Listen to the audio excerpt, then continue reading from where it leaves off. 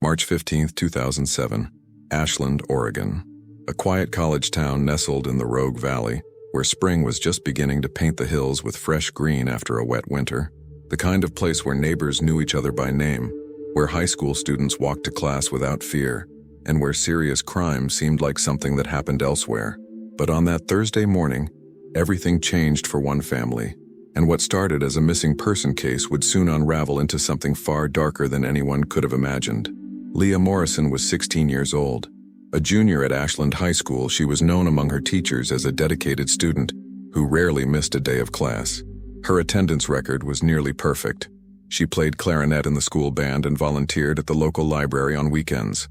Friends described her as thoughtful and reliable, the kind of person who remembered birthdays and always responded to text messages. She wasn't the type to disappear without warning. When Leah failed to show up for her first period English class that morning, her teacher marked her absent but didn't think much of it initially. Students got sick. Cars broke down. These things happened. But by third period, when the attendance office tried calling the Morrison household and received no answer, a small seed of concern began to grow. The school's protocol for unexplained absences kicked in, and by noon, the administration was making more persistent attempts to reach Leah's family. It was Diane Morrison, Leah's mother, who finally answered the phone just after 1 in the afternoon. The confusion in her voice was immediate. Leah hadn't come to school. That was impossible. Diane had assumed her daughter was sitting in class at that very moment. She worked the early shift as a medical records clerk at Ashland Community Hospital, leaving the house each morning at 6:30, well before Leah typically woke up. Trevor Walsh, Diane's husband of 3 years, and Leah's stepfather, worked from home as a freelance web designer. He was supposed to be there. He was always there in the mornings. The panic that seized Diane Morrison in that moment was primal and instantaneous. She left work immediately, her hands shaking as she drove the familiar route back to their modest 2-story home on Scenic Drive, a quiet residential street lined with maple trees. The neighborhood had always felt safe. It was one of the reasons they had chosen to live there. Children rode bikes on the sidewalks. Families gathered for summer barbecues. Nothing bad was supposed to happen here. When Diane pulled into the driveway at 1:45, Trevor's silver Honda Accord was parked in its usual spot. The house looked exactly as it had when she left that morning. The front door was locked. She fumbled with her keys, calling out for Leah as she pushed inside. The living room was empty. The kitchen showed no signs of breakfast having been prepared. Diane took the stairs 2 at a time, her voice growing more desperate with each call of her daughter's name. Leah's bedroom door was open. The bed was made, which was unusual. Leah typically left it unmade, something Diane had stopped nagging her about months ago, choosing her battles carefully as any parent of a teenager learns to do. The backpack Leah used for school sat on her desk chair. Her laptop was closed on the desk. The clothes she had laid out the night before, a pair of jeans and a green sweater, were still draped across the foot of her bed. Trevor emerged from his home office as Diane searched the house room by room, closet by closet, calling for Leah with increasing hysteria. He claimed he had been wearing headphones all morning, working on a client deadline, and hadn't realized Leah never left for school. He seemed confused, concerned, but notably calm compared to Diane's growing terror. He suggested maybe Leah had gotten a ride from a friend, forgotten to mention it. Maybe she had gone to school after all and there was some mix-up with the attendance records. But Diane knew. Mothers know. Something was wrong. Terribly wrong. At 2:15, Diane Morrison called the Ashland Police Department. The dispatcher took down the basic information with practiced efficiency. Female juvenile, 16 years old, last seen the previous evening, failed to show up for school, personal belongings still at home. The responding officer, Sergeant Mark Hendricks, arrived at the Morrison residence within 20 minutes. He had been with the department for 12 years and had handled his share of missing teenager cases. Most of them, he knew from experience, resolved themselves within hours. Kids got upset, stayed at a friend's house without telling their parents, lost track of time. But Hendricks also knew that the first few hours were critical. If this was something more serious, every minute mattered. Sergeant Hendricks conducted preliminary interviews with both Diane and Trevor. Diane was barely holding herself together, her words tumbling out in fragmented bursts. She kept repeating that this wasn't like Leah, that her daughter would never just leave without saying anything. Trevor maintained his composure throughout the questioning. He confirmed that he had last seen Leah around 9:30 the previous evening, When she had said goodnight and gone upstairs to her room, he had stayed up until nearly midnight working, then gone to bed. He hadn't heard anything unusual during the night. No doors opening or closing, no sounds of movement, nothing. When Hendricks asked if Leah had seemed upset or troubled recently, both parents said no. Trevor added that Leah had been her normal self the day before, maybe a little quiet at dinner, but nothing alarming. Diane mentioned that Leah had been on the phone with her best friend Kendra Hayes the previous evening, talking for about 30 minutes. That wasn't unusual. The two girls spoke almost every night. Hendricks requested a recent photograph of Leah. Diane retrieved one from the living room mantel, a school portrait taken just 3 months earlier. Leah stared at the camera with a slight, closed-lip smile. She had shoulder-length brown hair, blue eyes, and a scattering of freckles across her nose. She was wearing a simple blue blouse.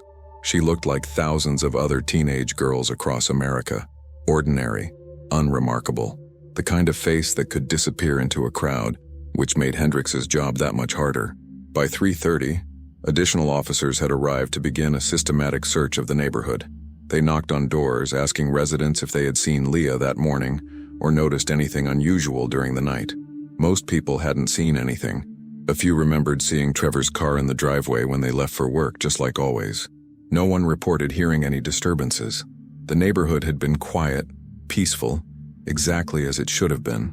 Officers searched the wooded area behind the Morrison property, calling Leah's name, looking for any sign that she might have wandered off or gotten hurt. They found nothing. The local hospital was contacted to confirm that no Jane Doe matching Leah's description had been admitted. The answer was negative. Officers checked with the bus station and the small regional airport 30 miles away. No one matching Leah's description had purchased tickets or been seen. Kendra Hayes was contacted and asked to come to the police station with her parents. She arrived just after 5, visibly shaken and frightened. The interview was conducted gently, with Kendra's mother present.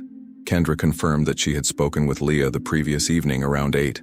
They had talked about normal things at first, school assignments, plans for the weekend. But then Leah had mentioned something that made Kendra sit up straighter in her chair as she recounted the conversation. Leah had told her friend that she had found something disturbing: notebooks, hidden in her stepfather's office. She had stumbled across them while looking for printer paper that afternoon, while Trevor was out running errands. Leah hadn't gone into detail about what was written in those notebooks, but she had used the word creepy multiple times. She told Kendra she didn't know what to do, whether she should tell her mother or not. She was scared of causing problems between her mother and Trevor, but something about what she had read made her deeply uncomfortable. Kendra said that Leah had sounded anxious during the call, which wasn't like her. Leah was usually the calm one, the rational one. Kendra had urged her to talk to her mother right away, but Leah had said she needed time to think about it. She wanted to look at the notebooks again, to be sure she wasn't overreacting. The conversation had ended with Leah promising to call Kendra the next day after school to talk more about it. That call never came. This information changed everything. What had appeared to be a standard runaway case suddenly took on a more sinister dimension. Sergeant Hendricks returned to the Morrison residence just after 6 that evening, this time with Detective Laura Reeves from the Criminal Investigations Division. Detective Reeves was a 14-year veteran with extensive experience in cases involving minors. She had a reputation for being thorough, methodical, and unwilling to accept easy answers.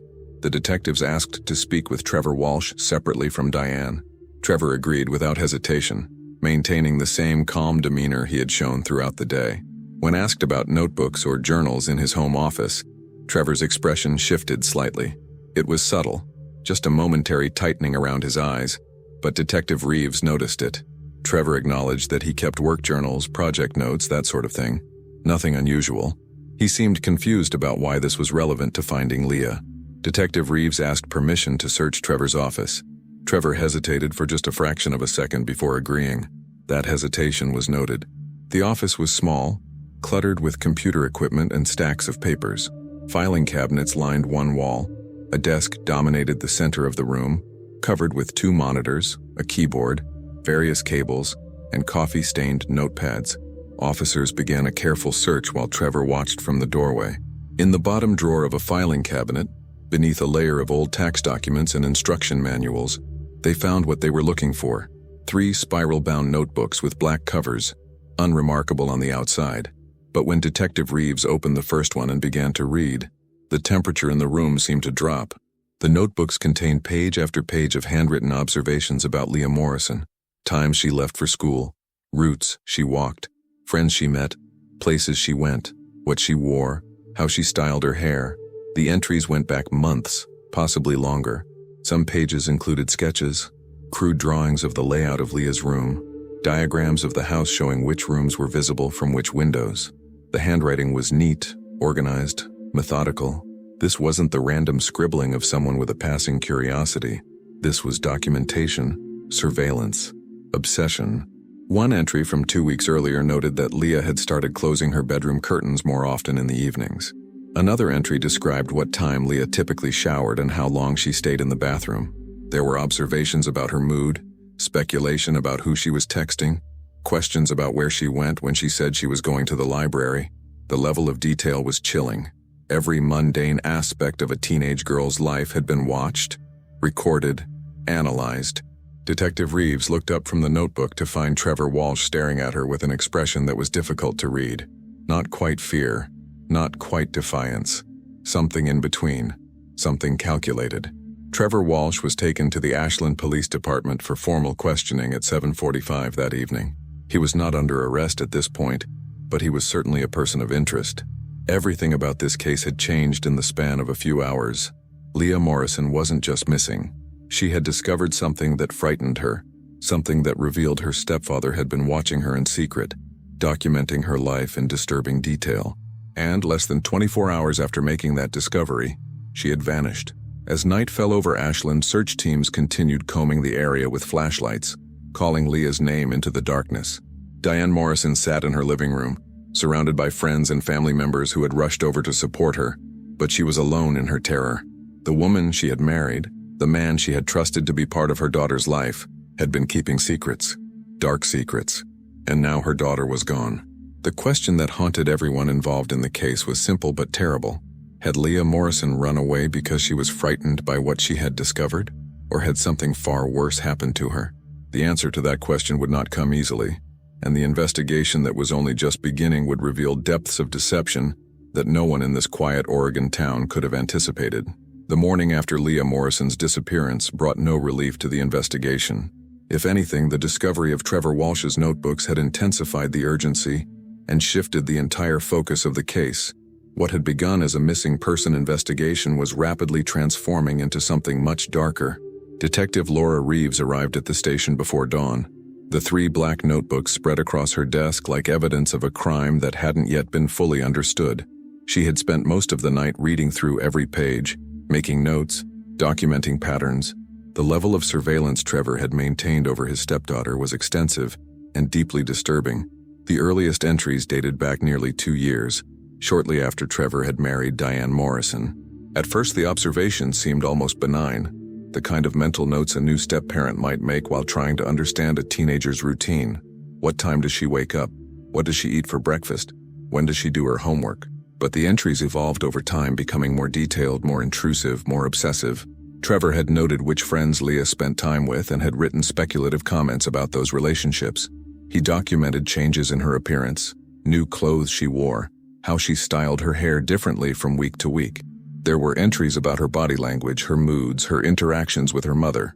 Some pages contained observations about arguments between Leah and Diane, with Trevor's own commentary about what he thought Leah was really thinking or feeling. The most recent entries, from the weeks immediately before Leah's disappearance, showed an escalation. Trevor had begun noting inconsistencies in what Leah said versus where she actually went.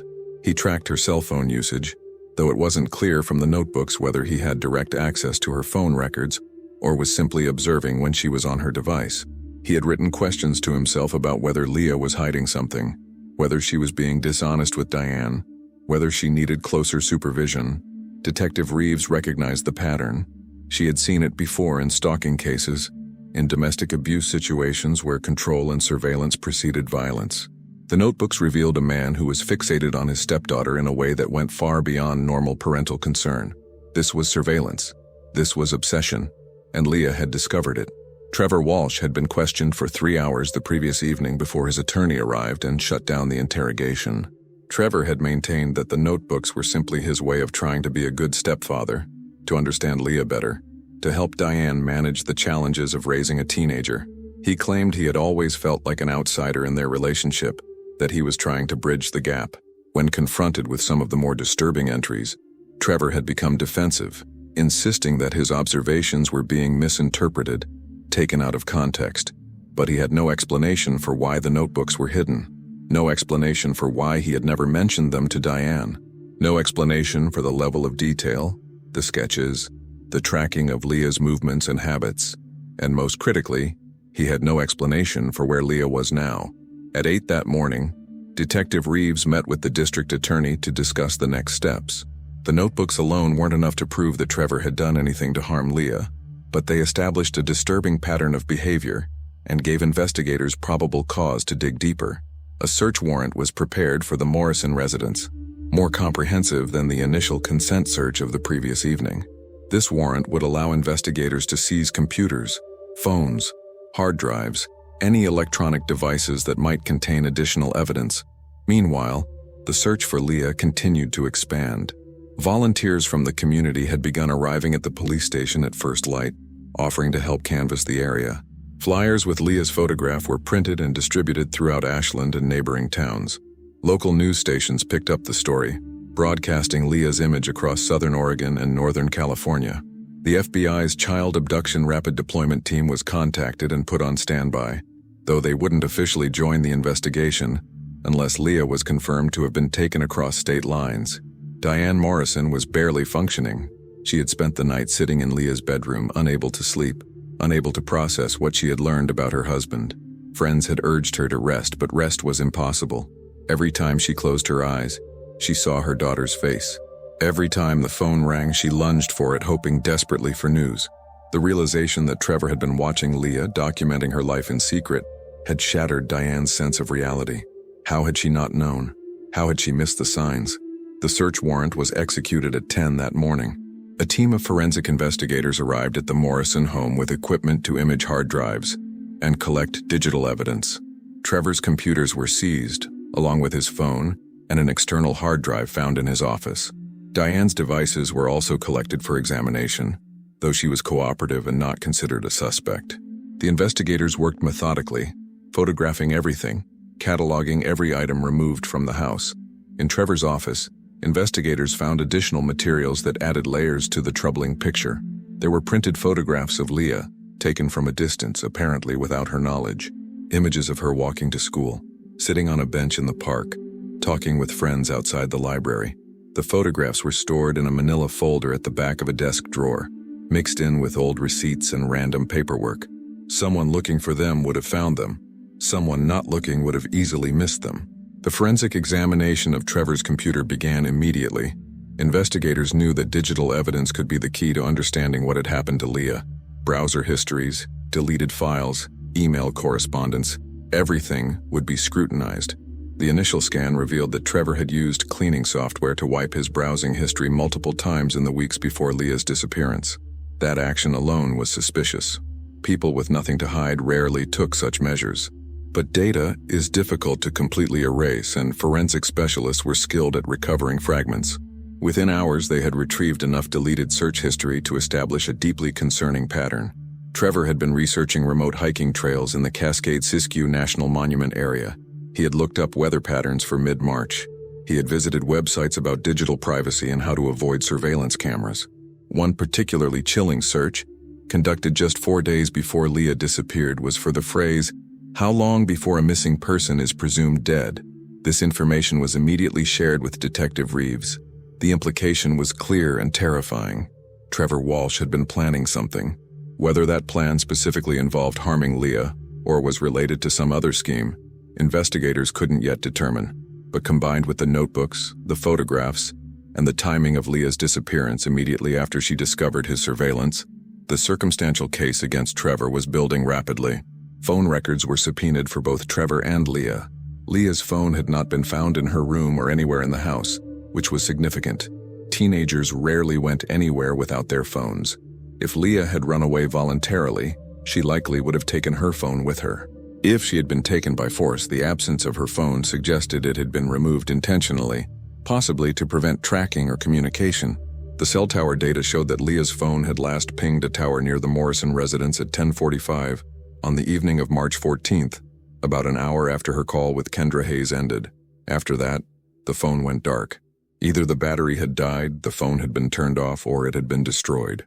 Trevor's phone showed normal activity throughout that evening, and into the early morning hours of March 15th. He had sent several work-related emails, browsed various websites, and made no calls. But there was a gap. Between 11:30 and 2:15 in the morning, Trevor's phone showed no activity at all. No emails sent, no websites visited, no texts. For a man who typically worked late into the night and was constantly on his devices, that absence of activity was notable. It suggested that Trevor had been doing something during those hours that didn't involve his phone, or that he had deliberately left his phone behind to avoid creating a digital trail. By midday, investigators had conducted interviews with more than 30 neighbors and community members. Most confirmed that the Morrison household had seemed normal from the outside. Diane was well-liked, friendly, involved in neighborhood activities. Leah was a good kid, polite, responsible. Trevor was more of an unknown quantity. He worked from home, didn't socialize much, kept to himself. A few neighbors mentioned that they had seen Trevor sitting in his car in the driveway at odd hours, sometimes late at night, just sitting there. One neighbor recalled seeing him parked on the street near the high school one afternoon, though he couldn't remember exactly when. These observations individually might have seemed innocuous. Collectively, they painted a picture of someone who was watching, waiting, tracking movements, someone who was far more invested in surveillance than anyone had realized. The question that dominated every conversation among investigators was the same question that haunted Diane Morrison. Where was Leah? Was she still alive? Had she run away after discovering the notebooks, frightened and unsure who to trust? Or had Trevor done something to silence her, to prevent her from revealing what she had found? Detective Reeves knew that time was the enemy in cases like this. Every hour that passed reduced the likelihood of finding Leah alive, but the investigation had to be methodical, careful, thorough. Rushing to conclusions or making arrests without sufficient evidence could jeopardize any future prosecution. They needed more.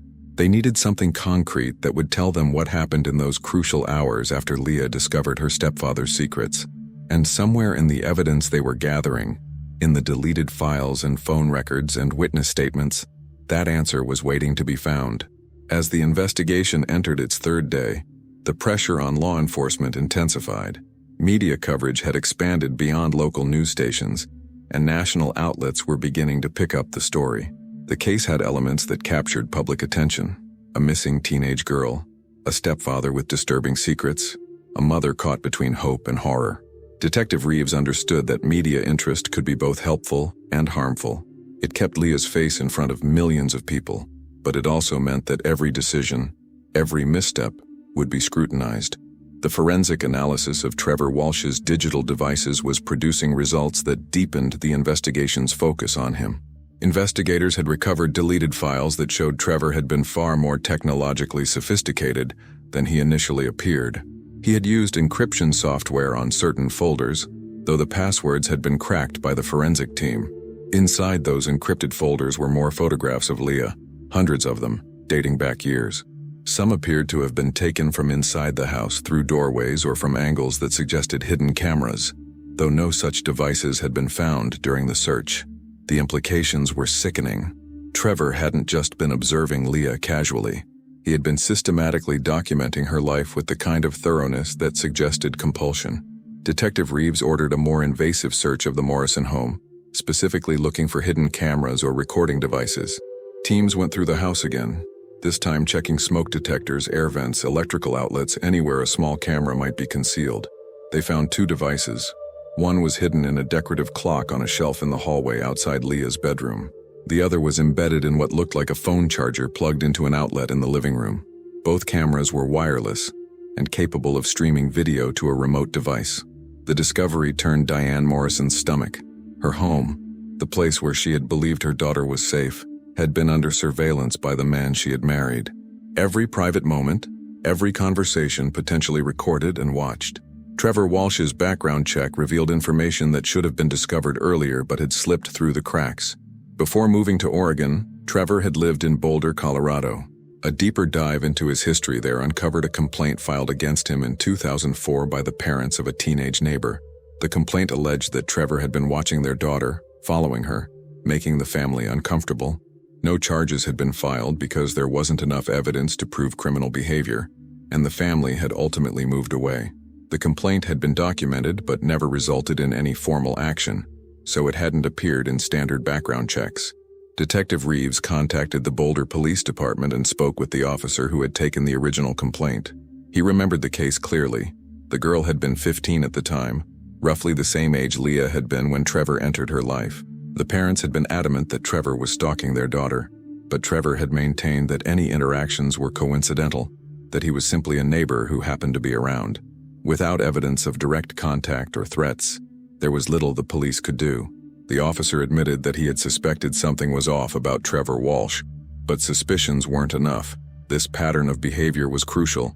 It demonstrated that Trevor's obsession with Leah wasn't an isolated incident. He had exhibited similar behavior before, and the fact that he had relocated from Colorado to Oregon shortly after that complaint took on new significance. Had he been running from scrutiny? Had he moved specifically to find a new situation where he could insert himself into a family with a teenage daughter? Diane Morrison was interviewed again, this time with questions about how she and Trevor had met. The story she told was simple and, in retrospect, troubling. They had met at a community center where Diane had taken Leah for a pottery class. Trevor had been there, claiming to be interested in photography classes that were held in the same building. He had struck up conversations with Diane, been friendly, attentive, interested in her life. He had asked about Leah, seemed genuinely curious about what it was like to raise a daughter as a single mother. At the time, Diane had been flattered by the attention. She had been divorced from Leah's father for 6 years and hadn't dated seriously in all that time. Trevor had seemed kind, stable, employed. He had been patient, not pushing for anything too quickly. Looking back now, Diane could see what she had missed. Trevor hadn't just been interested in her. He had been interested in Leah. The questions about her daughter, the interest in their family dynamic, the way he had positioned himself to become part of their lives. It had all been calculated. The realization devastated Diane. She had brought this man into her home, into her daughter's life because she had been lonely and he had seemed safe. She had ignored small warning signs, moments when Trevor seemed too interested in Leah's schedule or too quick to offer to drive Leah places. She had rationalized it as him trying to be a good stepfather. Now she understood that every action had been part of a pattern, a progression toward something she couldn't bear to fully consider. Phone records from the night of Leah's disappearance were analyzed in detail. The gap in Trevor's digital activity between 11:30 and 2:15 remained unexplained. When confronted with this timeline during a second interview, Trevor claimed he had simply gone to bed early that night, something he rarely did but occasionally happened when he was tired. He insisted he had been asleep during those hours, that he hadn't heard anything, hadn't known Leah was gone until morning, but investigators weren't convinced. A forensic examination of Trevor's car, the silver Honda Accord, revealed trace evidence that contradicted his claim of having been home all night. Soil samples taken from the wheel wells and floor mats contained a mixture of dirt and organic material that didn't match the composition of soil around the Morrison residence. The samples were sent to a lab for detailed analysis to determine where that soil might have come from. Additionally, tiny fibers were found in the trunk of Trevor's car. The fibers were consistent with the material of the pajamas Leah had been wearing when she was last seen. Diane had provided those pajamas to investigators, a light blue cotton set with small white stars. The probability that fibers matching that specific pattern would randomly appear in Trevor's trunk was extremely low. It suggested that Leah, or at least her clothing, had been in that trunk at some point. When presented with this evidence, Trevor's attorney immediately requested that all questioning cease. Trevor was no longer cooperating with the investigation. He invoked his right to remain silent, which was his legal prerogative, but did nothing to alleviate the growing suspicion against him. Detective Reeves knew they were getting closer to the truth, but they still didn't have the one thing they desperately needed: Leah herself, or evidence of what had happened to her. Search teams continued to canvass areas beyond the immediate neighborhood. Volunteers, now numbering in the hundreds, spread out across southern Oregon, checking parks, trails, abandoned buildings, anywhere a person might be hidden or might have wandered. The Cascade-Siskiyou National Monument, an area Trevor had researched online, became a focal point. The monument covered more than 114,000 acres of rugged terrain, dense forests, and remote trails. Searching it thoroughly would take weeks, possibly months.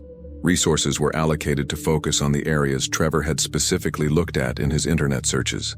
Teams hiked trails, examined overlooks, checked campgrounds that were closed for the season. The work was exhausting and often felt futile. The landscape was vast, and if someone wanted to hide something in that wilderness, finding it would require either incredible luck or specific information about where to look. Investigators also began examining Trevor's financial records, looking for any unusual transactions or purchases that might provide clues. Credit card statements showed a purchase at a hardware store 3 days before Leah's disappearance. The items bought included duct tape, rope, and a heavy-duty tarp.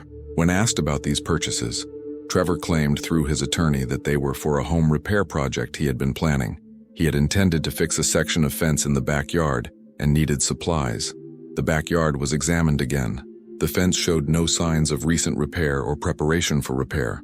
The supplies Trevor claimed to have purchased were not found anywhere on the property. Either he had returned them, which seemed unlikely given the timing, or he had used them for something else entirely.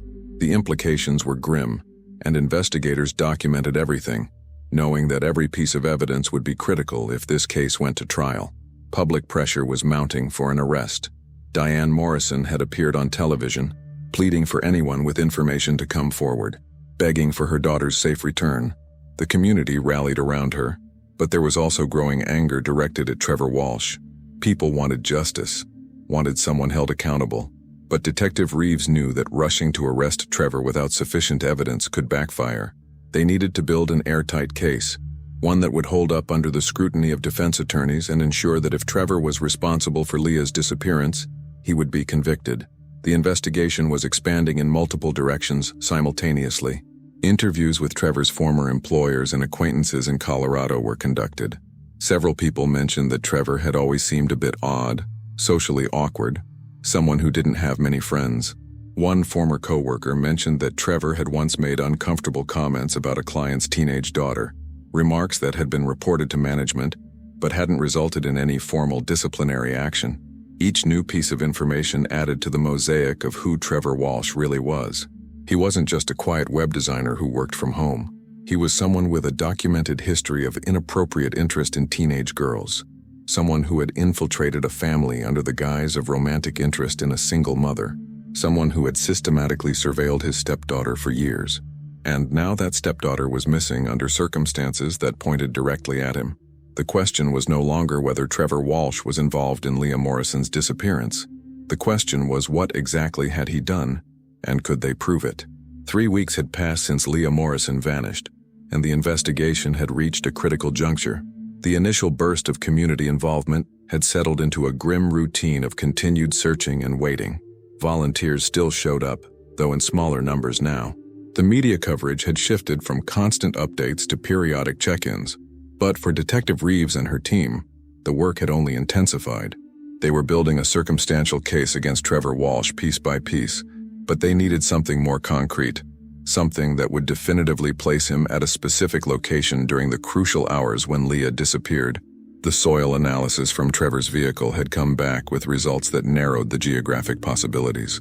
The composition included volcanic ash and specific mineral content, consistent with areas in the Cascade-Siskiyou region, particularly the higher elevation zones where ancient lava flows had created distinct geological signatures. This matched the areas Trevor had researched online, but the region was still vast. Knowing he had been somewhere in that area wasn't the same as knowing exactly where.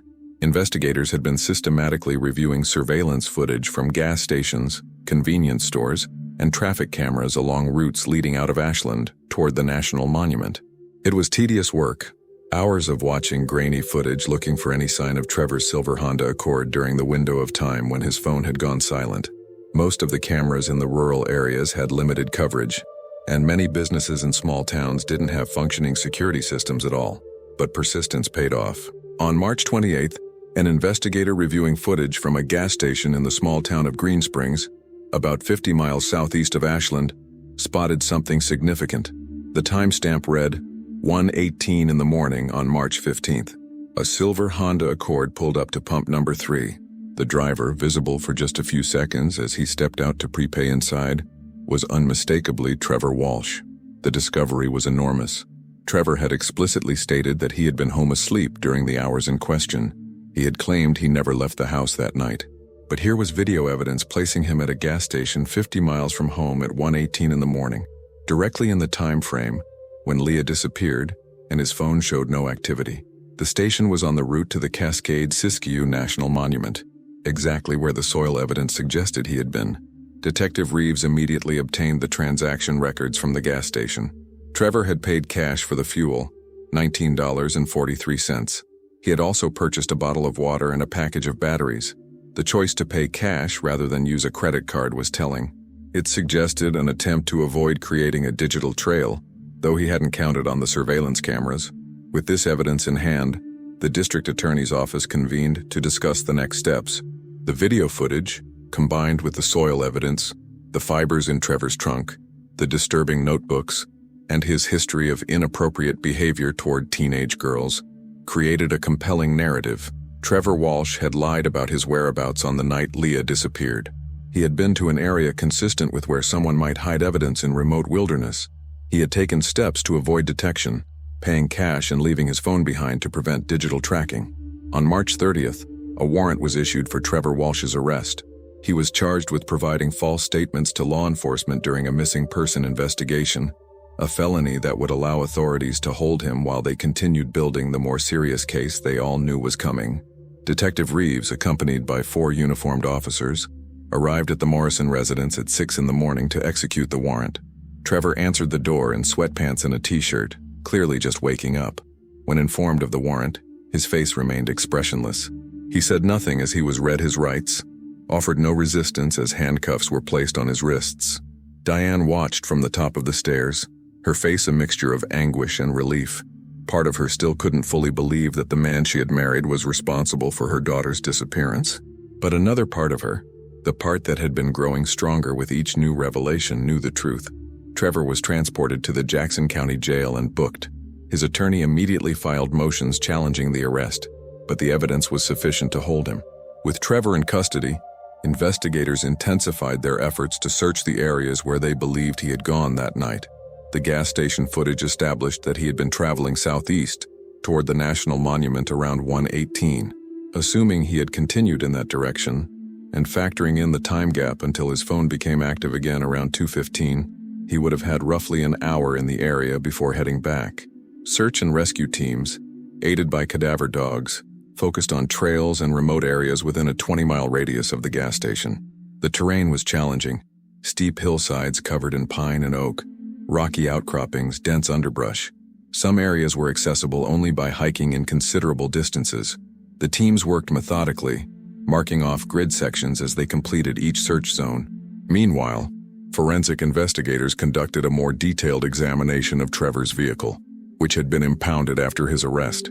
Using luminol, they tested surfaces in the trunk for the presence of blood. The test came back positive in multiple locations. The amount was small, likely cleaned but not completely removed. DNA analysis would take time, but the presumptive test indicated that blood had been present in the trunk of Trevor's car. This discovery shifted the investigation from a missing person case to a probable homicide. The combination of evidence was overwhelming. Leah's pajama fibers in the trunk, blood in the trunk, Trevor's presence in a remote area during the night she disappeared, his lies about being home, the pattern of obsessive surveillance. Every piece pointed toward the same terrible conclusion. Diane Morrison was informed of the blood evidence during a meeting with Detective Reeves on April 2nd. She had been holding on to hope, however fragile, that Leah might still be alive somewhere. But hearing that her daughter's blood had been found in Trevor's car shattered that hope. Diane collapsed in grief, unable to speak, unable to process the magnitude of what had happened. Her daughter was gone. The man she had trusted, had married, had allowed into their lives, had taken Leah from her. Public reaction to Trevor's arrest was swift and intense. The community that had been searching for Leah, praying for her safe return, now directed their energy toward demanding justice. Vigils were held outside the courthouse. Online forums buzzed with anger and theories. Some people called for the death penalty. Others focused their sympathy on Diane, organizing fundraisers to help with expenses and offering support in any way they could. Trevor remained silent, communicating only through his attorney.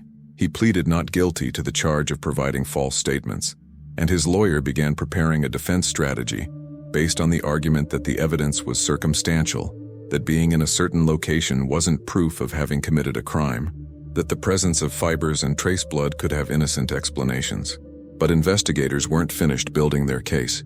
The search teams continued their work in the wilderness, and on April 8th, 24 days after Leah Morrison disappeared, a team working in a particularly remote section of forest made the discovery everyone had been dreading but expecting. An area of disturbed earth, partially concealed by fallen branches and forest debris, approximately 12 miles from where Trevor had been captured on the gas station surveillance footage. The team leader immediately called for additional resources. The area was secured and treated as a crime scene. Forensic anthropologists were brought in to carefully excavate the site. The work was slow, painstaking, conducted with the kind of meticulous care that ensured every detail would be documented, every piece of evidence preserved. What they found confirmed the worst fears. Human remains, partially decomposed but identifiable through clothing fragments as belonging to Leah Morrison. The light blue pajamas with white stars, a necklace Diane had given Leah for her 16th birthday. The body had been wrapped in a heavy tarp, consistent with the type Trevor had purchased days before Leah's disappearance. The medical examiner was called to the scene. Preliminary examination indicated that the cause of death was asphyxiation, though a complete autopsy would be necessary to confirm details. There were no signs of other trauma, no indication of a struggle at the burial site. The positioning of the body suggested she had been placed there carefully, almost methodically, by someone who knew the area and had time to dig deep enough to conceal the grave. Soil samples from the burial site were compared to the samples taken from Trevor's vehicle. They matched perfectly. The forensic evidence now created an unbroken chain from Trevor's car to this remote location, to Leah's body. He had been here, he had brought her here, and he had left her in this isolated forest, far from home, far from everyone who loved her. Detective Reeves stood at the edge of the crime scene as the sun began to set, watching the forensic team work under portable lights. After 24 days of searching, of following leads, of building a case piece by piece, they had found Leah Morrison. But there was no satisfaction in the discovery, no sense of victory, only profound sadness for a young life cut short, and determination to ensure that the person responsible would face justice. Trevor Walsh would now face murder charges.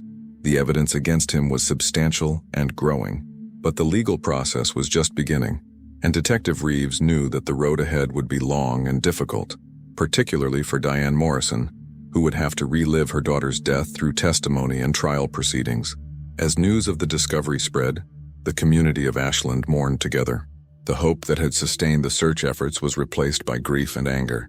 Leah Morrison had been found, but she would never come home. The recovery of Leah Morrison's body transformed the investigation from a search for answers into preparation for prosecution. The remote forest location where she had been found became the center of intense forensic scrutiny. Every inch of the burial site was photographed, measured, and documented. The soil was analyzed layer by layer.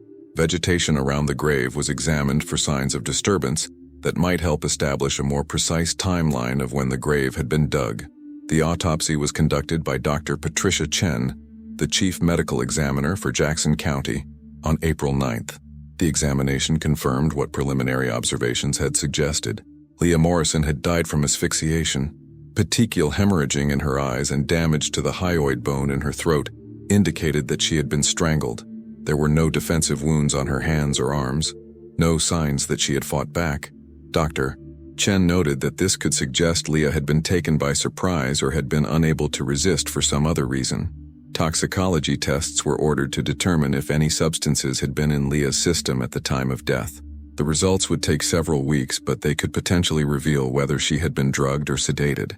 The decomposition of the body made precise determination of time of death difficult, but based on environmental factors, insect activity, and the known timeline of when Leah was last seen, Dr. Chen estimated that death had occurred within hours of her disappearance, likely in the early morning hours of March 15th. The tarp in which Leah's body had been wrapped was sent to the state crime lab for detailed analysis. Investigators hoped to find trace evidence that would further link Trevor Walsh to the crime. The tarp itself was commercially available, sold at numerous hardware stores and home improvement centers, making it difficult to trace to a specific purchase. However, the tarp contained soil particles, plant material, and other microscopic debris that could be compared to samples from Trevor's car, his home, and the burial site. Forensic botanists examined plant fragments found with the body and in the tarp. Several seeds and leaf pieces were identified as coming from species native to the specific elevation and soil type of the burial location. These same species were not present in the immediate area around the Morrison home in Ashland, which was at a lower elevation with different vegetation. This evidence supported the theory that Leah had been transported directly from her home to the forest location without stopping elsewhere. The forensic examination of Trevor's vehicle continued with renewed intensity, now that the investigation was officially a homicide. Beyond the blood and fibers previously found, investigators discovered additional trace evidence. Small amounts of volcanic soil, matching samples from the burial site, were found embedded in the treads of the tires and in crevices of the undercarriage. Hair samples, consistent with Leah's hair color and structure, were recovered from the trunk liner. Each piece of evidence was cataloged, photographed, and prepared for potential presentation at trial. DNA analysis of the blood found in Trevor's trunk confirmed what everyone already suspected. It belonged to Leah Morrison. The amount of blood wasn't substantial, suggesting that the fatal injury hadn't caused significant bleeding, which was consistent with strangulation as the cause of death. But its presence in the trunk created an undeniable link between Leah, Trevor's vehicle, and her death. Investigators also analyzed the pattern of soil distribution in Trevor's car. The heaviest concentration was in the trunk and on the driver's side floor mat. This suggested that Trevor had driven alone to the burial site, with Leah's body in the trunk, then walked from the car to the grave location, tracking soil back into the vehicle when he returned. The passenger side showed minimal soil transfer, supporting the conclusion that no one else had been in the car during that journey. On April 12th, Trevor Walsh was formally charged with first-degree murder, kidnapping, and tampering with evidence. The charging documents laid out the prosecution's theory of the case. Trevor had discovered that Leah had found his surveillance notebooks. Fearing exposure and the consequences of his obsessive behavior being revealed, he had confronted Leah that night after Diane had gone to sleep. At some point during that confrontation, whether in a fit of rage or in a calculated decision to silence her, Trevor had killed Leah in the house. He had then wrapped her body in the tarp he had purchased days earlier, placed her in the trunk of his car, and driven to the remote location he had previously researched online. He had buried her in a grave he may have prepared in advance or dug that night. He had returned home before dawn, cleaned up evidence of the crime as best he could, and then pretended the next day to be confused and concerned about Leah's absence. The entire sequence demonstrated premeditation and consciousness of guilt.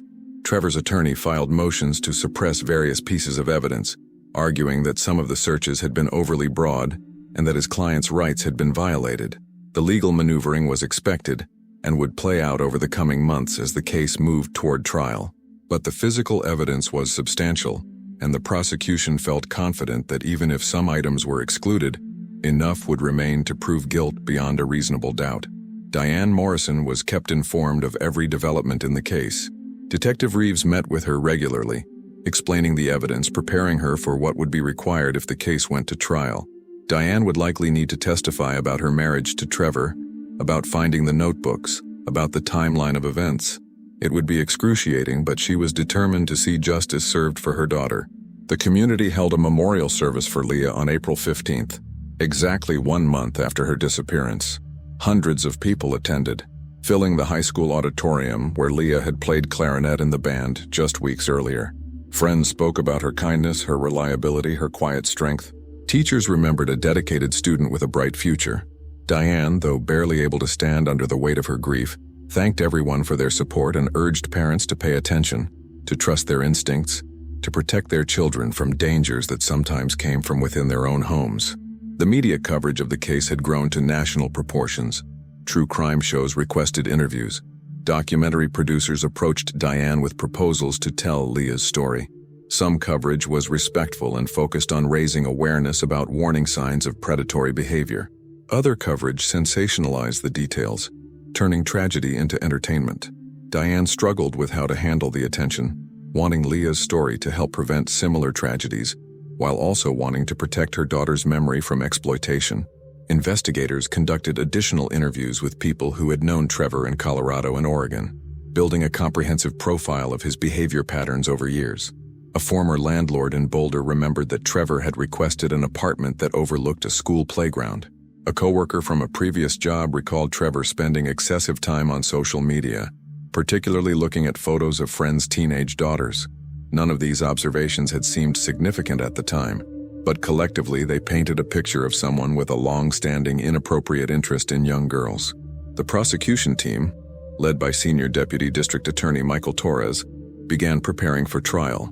Torres had 20 years of experience and had prosecuted numerous homicide cases. He understood that while the physical evidence was strong, the case was still largely circumstantial. There were no witnesses to the actual murder, no confession, no surveillance footage of the crime itself. The prosecution would need to present a comprehensive narrative that connected all the evidence into a coherent story that left no reasonable doubt about Trevor's guilt. The defense strategy began to take shape through pre-trial motions and statements to the media. Trevor's attorney, Richard Blackwell, argued that the evidence showed only that Trevor had been in certain locations and that his stepdaughter had tragically died. He suggested that the prosecution was rushing to judgment, that alternative explanations existed for every piece of evidence. Perhaps Leah had run away after finding the notebooks, encountered someone else, been killed by a stranger, and Trevor had simply been in the area for unrelated reasons. It was a thin argument, and most legal observers believed it wouldn't succeed, but it was the defense's job to create doubt wherever possible. Blackwell also hinted at putting Diane Morrison on trial in the court of public opinion, suggesting that she had been negligent in not noticing Trevor's behavior earlier, that perhaps she had known more than she admitted. This tactic was designed to shift blame and muddy the waters, but it also risked alienating the jury by appearing to attack a grieving mother. As spring turned to summer, the legal proceedings moved forward through the complex machinery of the criminal justice system. Motions were filed and argued. Evidence was evaluated by the judge to determine what would be admissible at trial. Witness lists were compiled. Expert witnesses were retained by both sides to testify about forensic evidence, digital analysis, and behavioral patterns. Throughout it all, Detective Reeves continued working the case, ensuring that every detail was documented, every question anticipated and answered. She knew that defense attorneys were skilled at finding weaknesses in investigations, at exploiting any gap in the evidence or inconsistency in testimony. The prosecution's case needed to be airtight, not just strong but impenetrable. The trial date was set for October, 8 months after Leah's disappearance. It would take place in the Jackson County Circuit Court, with jury selection beginning on October 1st. The community of Ashland braced itself for the ordeal of reliving the tragedy through weeks of testimony and evidence presentation. For Diane Morrison, the trial represented both a necessary step toward justice and an unbearable confrontation with the details of how her daughter had died. The evidence was assembled, the witnesses prepared, the arguments crafted. The question of Trevor Walsh's guilt would soon be placed before 12 citizens who would hear everything investigators had discovered and make the ultimate determination about what had happened to Leah Morrison on that March night when she disappeared from her bedroom and never came home.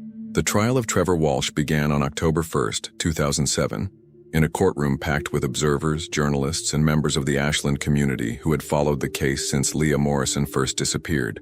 Judge Margaret Brennan presided over the proceedings with a stern demeanor that made clear she would tolerate no disruptions or theatrics. The jury selection process took 3 days, with both prosecution and defense carefully vetting potential jurors for any biases or preconceptions about the case that had received such extensive media coverage. The final jury consisted of 7 women and 5 men, ranging in age from 26 to 68, representing a cross-section of Jackson County residents. They would hear weeks of testimony and examine hundreds of pieces of evidence before deciding Trevor Walsh's fate. The weight of that responsibility was evident in their expressions as they took their seats in the jury box on the morning of October 4th, when opening statements were scheduled to begin. Senior Deputy District Attorney Michael Torres delivered the prosecution's opening statement with measured precision.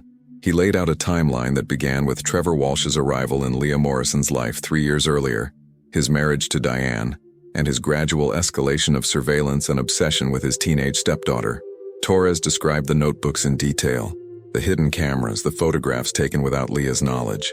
He explained how Leah had discovered these materials on March 14th, and how that discovery had sealed her fate. Torres walked the jury through the evidence methodically, the gas station surveillance footage that placed Trevor 50 miles from home when he claimed to be asleep, the soil evidence linking his vehicle to the burial site, the fibers from Leah's pajamas found in his trunk, the blood that DNA analysis had confirmed belonged to the victim, the suspicious internet searches for remote locations and methods of avoiding detection.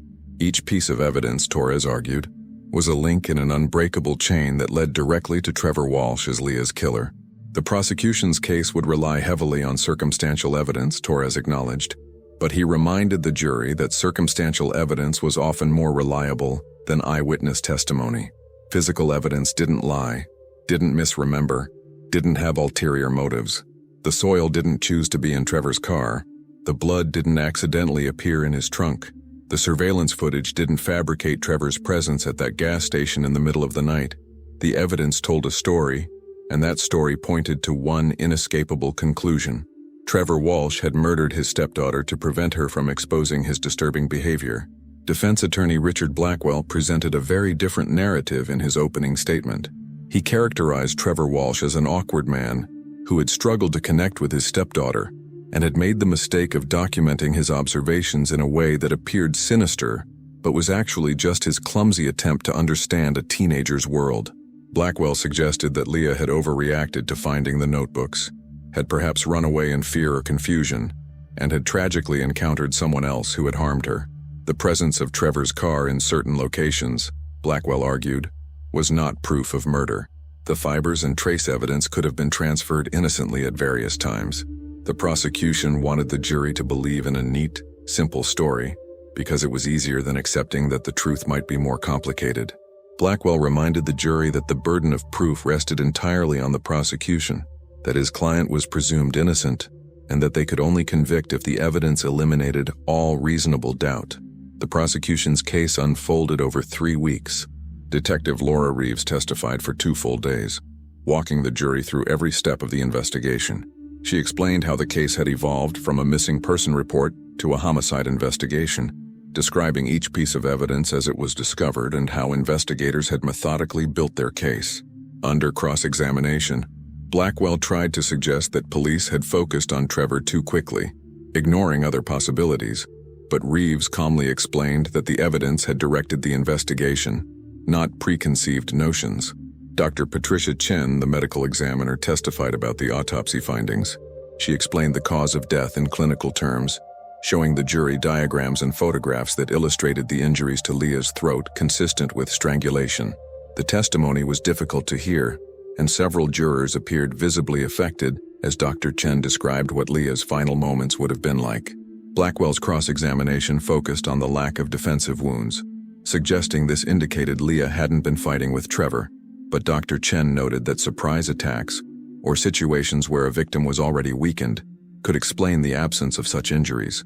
Forensic experts testified about the soil analysis, the DNA results, the fiber evidence, and the digital forensics from Trevor's computers.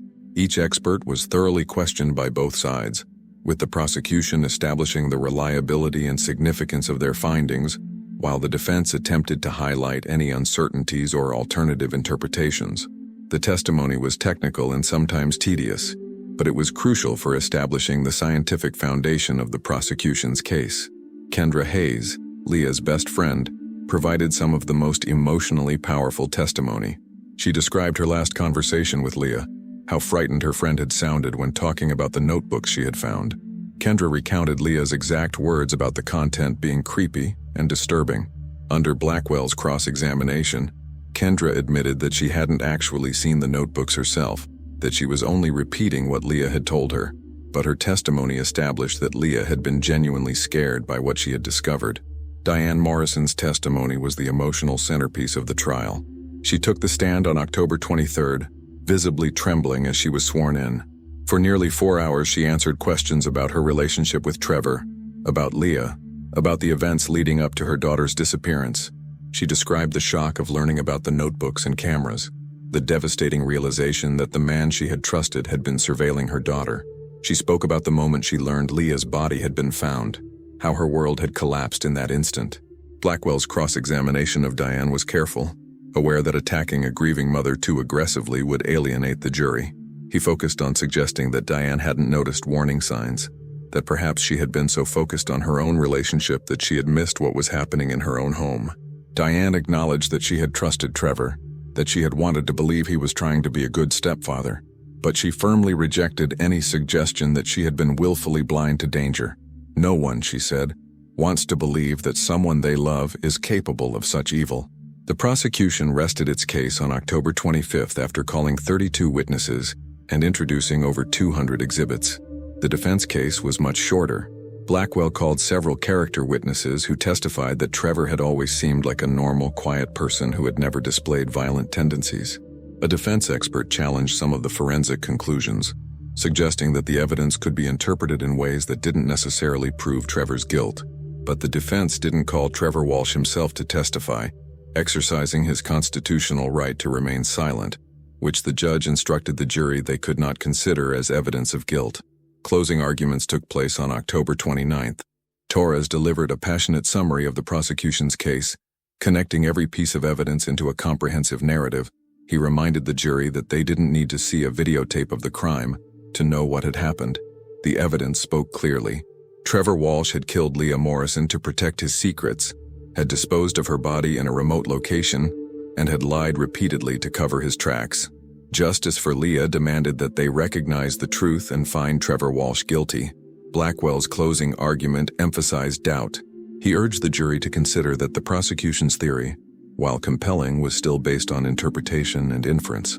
Could they really be certain beyond all reasonable doubt that everything had happened exactly as the prosecution claimed? Weren't there gaps in the evidence, alternative explanations that hadn't been fully explored? The burden of proof was high for a reason, Blackwell reminded them, and they should only convict if they were absolutely certain. The jury began deliberations on October 30th at 2 in the afternoon. The community waited anxiously for a verdict. Diane Morrison sat in a victim advocacy office near the courtroom, surrounded by friends and family unable to eat or sleep. Detective Reeves remained at the courthouse, having invested so much of herself in this investigation that she needed to see it through to the end. The jury deliberated for 11 hours over 2 days. On the afternoon of October 31st, they sent word that they had reached a verdict. The courtroom filled quickly as word spread. Trevor Walsh was brought in, his expression unreadable. Diane Morrison sat in the front row, holding the hands of friends on either side. Judge Brennan called the court to order and asked the jury foreman if they had reached a verdict. They had. On the charge of first-degree murder, guilty. On the charge of kidnapping, guilty. On the charge of tampering with evidence, guilty. The verdicts were read clearly and firmly, and Trevor Walsh showed no visible reaction. Diane Morrison collapsed in tears, overwhelmed by relief and grief. The jury had seen through the defense's attempts to create doubt. They had followed the evidence to its logical conclusion. Trevor Walsh had murdered Leah Morrison, and now he would be held accountable. Sentencing took place 6 weeks later on December 14th. Judge Brennan heard victim impact statements from Diane, from Leah's biological father who had flown in from across the country, from Kendra Hayes, and from teachers and community members whose lives Leah had touched. Each speaker described the hole Leah's death had left, the bright future that had been stolen from her, the irreparable damage Trevor Walsh had caused. Judge Brennan sentenced Trevor Walsh to life in prison without the possibility of parole for the murder conviction, with additional consecutive sentences for the kidnapping and evidence tampering charges. In her statement, Judge Brennan noted that Trevor had violated the most sacred trust, that of a parent figure toward a child in his care. He had betrayed not only Leah, but Diane and the entire community. His actions demonstrated a calculated cruelty that warranted the maximum penalty available under law. Trevor Walsh was taken from the courtroom to begin serving his sentence. He would spend the rest of his life in prison with no chance of release. For Diane Morrison, the verdict and sentence brought a measure of justice but no real peace. Leah was still gone. No punishment could bring her back or undo the trauma of her final hours. In the months following the trial, Diane established the Leah Morrison Foundation, an organization dedicated to educating parents and teenagers about recognizing warning signs of predatory behavior, particularly within families and trusted relationships. The foundation provided resources for victims, advocated for stronger background check requirements for adults entering children's lives, and worked with law enforcement to improve training on recognizing patterns of surveillance and grooming. The case of Leah Morrison became a reference point in discussions about domestic predators and the importance of listening when young people express discomfort about adults in their lives. Schools incorporated lessons about personal safety and trusting instincts into their curricula. Community organizations held workshops for parents about digital surveillance and privacy concerns. Detective Reeves continued her work in the Criminal Investigations Division, but the Leah Morrison case stayed with her, as such cases do with all investigators who work them. She kept a copy of Leah's school portrait in her office, a reminder of why the work mattered, why every detail had to be pursued, why giving up was never an option. Years later, when asked about the case, Reeves would say that it demonstrated both the worst and best of humanity. The worst in what Trevor Walsh had done, the evil that can hide behind ordinary appearances, but also the best in how a community had come together to search for Leah, how strangers had donated time and resources, how people had refused to give up hope even when the outcome seemed inevitable. Justice had been served, but at a terrible cost that would echo through many lives for years to come. Leah Morrison was 16 when she died. She should have graduated high school, gone to college, built a career, fallen in love, created a family of her own. All of that was taken from her on a March night in 2007 by someone who should have protected her. The legal system had done its job, ensuring that her killer would never harm anyone else. But the real legacy of Leah's story was in the awareness it raised, the conversations it started, the lives it potentially saved by teaching people to recognize danger before tragedy struck. In a quiet cemetery in Ashland, Leah Morrison's grave bears a simple marker with her name, her dates, and a single line: "Beloved daughter, trusted friend, forever remembered."